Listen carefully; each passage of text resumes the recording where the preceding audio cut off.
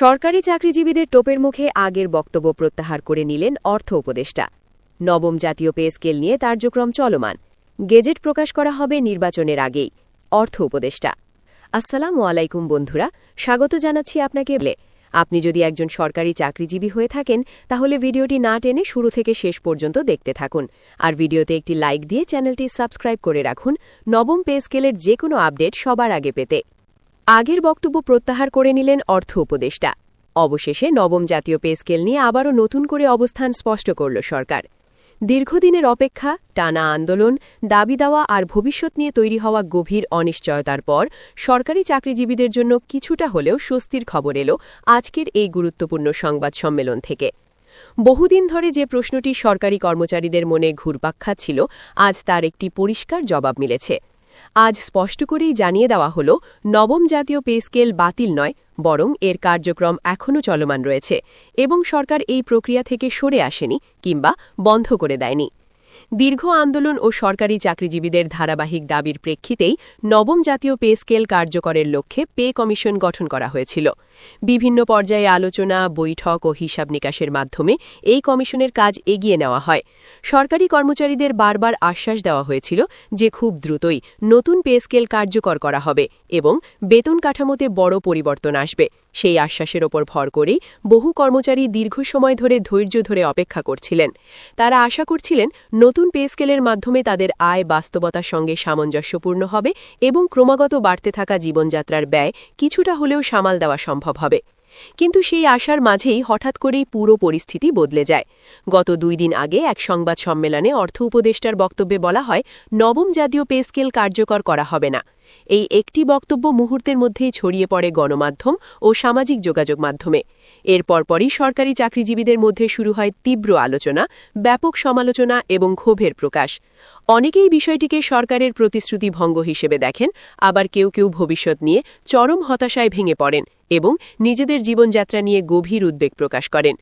এই বক্তব্যের পর থেকেই সামাজিক যোগাযোগ মাধ্যম, বিভিন্ন অফিস, সচিবালয় সহ সরকারি দফতরগুলোতে একটাই আলোচনা চলতে থাকে, তাহলে কি নবম জাতীয় পে স্কেল সত্যিই বাতিল হয়ে যাচ্ছে? এতদিনের আন্দোলন, পে কমিশন গঠন, হিসাব নিকাশ, সভা সমাবেশ এবং সরকারি আশ্বাস সবই কি তাহলে বৃথা হয়ে যাবে? এই প্রশ্নগুলো সরকারি চাকরিজীবীদের মনে এক ধরনের আতঙ্ক, অনিশ্চয়তা এবং ক্ষোভ তৈরি করে, যা ধীরে ধীরে বড় আকার ধারণ করতে থাকে। এই ক্রমবর্ধমান সমালোচনা, প্রতিক্রিয়া এবং চাপের প্রেক্ষিতেই আজ আবার সংবাদ সম্মেলনে আসেন অর্থ উপদেষ্টা। সেখানে তিনি স্পষ্ট ও দ্ব্যর্থহীন ভাষায় আগের বক্তব্য প্রত্যাহার করে নেন। তিনি পরিষ্কার করে জানান, নবম জাতীয় পে স্কেলের কার্যক্রম এখনও চলমান রয়েছে। এটি বাতিল হয়নি, বরং পুরো বিষয়টি এখনও প্রক্রিয়ার মধ্যেই রয়েছে।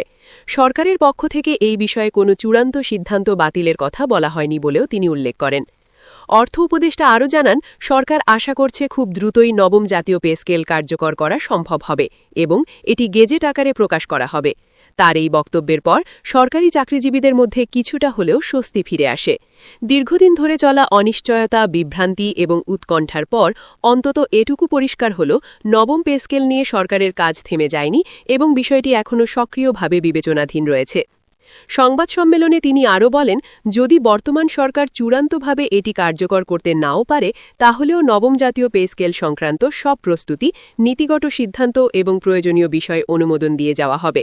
এর অর্থ হল, পরবর্তী নির্বাচিত সরকার যেন কোনো জটিলতা, প্রশাসনিক বাধা বা দীর্ঘসূত্রতা ছাড়াই নতুন বেতন কাঠামো কার্যকর করতে পারে, সেই পথ আগেই পরিষ্কার করে দেওয়া হবে।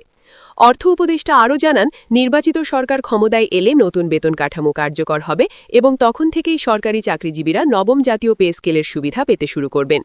তিনি বলেন, এই বিষয়টি নিয়ে সরকারের সদিচ্ছার কোনো ঘাটতি নেই, তবে বাস্তবায়নের ক্ষেত্রে কিছুটা সময় লাগতে পারে, যা প্রশাসনিক প্রক্রিয়া ও বাস্তব পরিস্থিতির কারণেই প্রয়োজন হতে পারে।